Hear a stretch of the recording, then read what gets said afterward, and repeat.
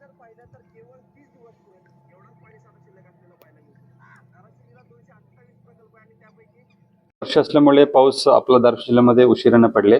आतापर्यंत 135 mm पाऊस पडले आहे आणि आपल्या धाराशिव जिल्ह्यामध्ये याच्यापूर्वी मार्च आणि जून महिन्यामध्ये आपण टोटल 19 टँकर्स आपण पुरवलं होतो. पण आता टँकर आता आपण बंद केलेली आहे. बट विहीर अधिग्रहण 189 विहीर अधिग्रहण आज पण आहे आणि 109 गावामध्ये विहीर अधिग्रहण करून आपण पाणी पुरवत आहोत. दुसरीकडे अपुऱ्या पावसामुळे पेरणीवर देखील मोठा परिणाम झालेला आहे.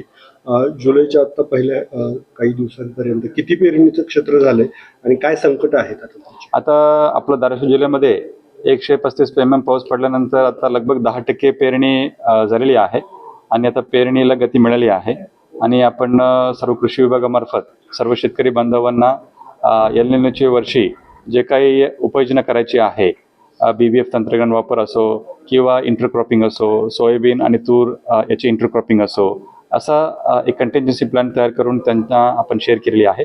त्या पद्धतीने सध्या शेतकरी बांधव पेरणी प्रक्रिया सुरू केलेली आहे. एकूण क्षेत्र किती खरीपासाठी आणि किती झाले? आपला धाराशिव जिल्ह्यामध्ये लागवड योग्य क्षेत्र आहे 6.5 लाख हेक्टर आहे आणि त्यापैकी आपण आपला या 6.5 लाख हेक्टरपैकी लगभग 80% पेरणी सोयाबीनची असतात. सो आता 10% प्रमाणे एक 50,000 ते 60,000 पेरणी झाल्या असतील. धन्यवाद.